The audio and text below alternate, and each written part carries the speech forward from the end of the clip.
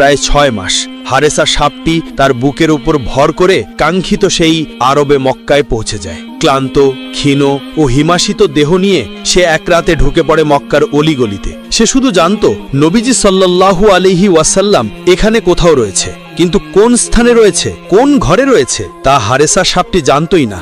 সেই রাত ভর নবীজি করিম সাল্লাল্লাহু আলাইহি সাল্লামকে খুঁজতে খুঁজতে এক পর্যায়ে হারেসা সাপটি খুবই ক্লান্ত হয়ে যায়। সে সেই সময় আবু জাহেলের বাড়ির সামনে গিয়ে পড়ে। অনাহারে সফর করতে করতে হারেসা সাপটি ক্লান্ত হয়ে পড়ে। তাই আবু জাহেলের বাড়ির সামনে যখন পৌঁছায় সে আর তখন চলতে পারে না। তখন সে বিশ্রাম নেওয়ার সিদ্ধান্ত নেয় এবং সেখানেই সেই হারেসা সাপটি ঘুমিয়ে পড়ে। পরের দিন সকালবেলা যখন আবু জাহেল ঘর থেকে বের হয় তখন সে দেখতে পায় তার ঘরের সামনে একটি সাপ ঘুমিয়ে আছে।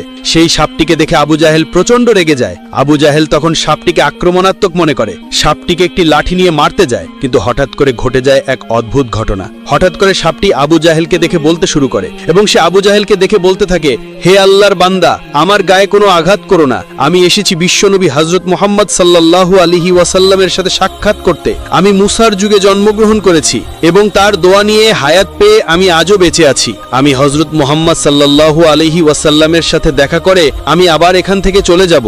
আমি তোমার কোনো ক্ষতি করতে আসিনি, দয়া করে তুমি আমার কোনো ক্ষতি করো। সাপটি কথা বলছে দেখে আবু জাহেল অত্যন্ত আশ্চর্য হয়ে যায়, কিন্তু মুহাম্মদের নাম শুনে সে রেগে লাল হয়ে যায় এবং তেলে বেগুনে সে জ্বলতে থাকে। চিৎকার দিয়ে তার স্ত্রীকে ডেকে বলে, ওহে মুজালিদা, তুমি কোথায়? দেখো, মোহাম্মদ আমাকে মারার জন্য একটি সাপ পাঠিয়েছে। এটি একটি জাদুকরী সাপ, সে মানুষের মতো কথাও বলতে পারে। তার স্ত্রী ঘর থেকে বের হয়ে দেখলো আসলেই আবু জাহেল ঠিকই বলছে, সাপটি কথা বলতে পারে এবং মুখে মোহাম্মদ নবীর নাম নিচ্ছে। মুজালিদা একজন সৎ নারী ছিলেন। সে ইসলামের প্রতি পৃষ্ঠপোষণ না করলেও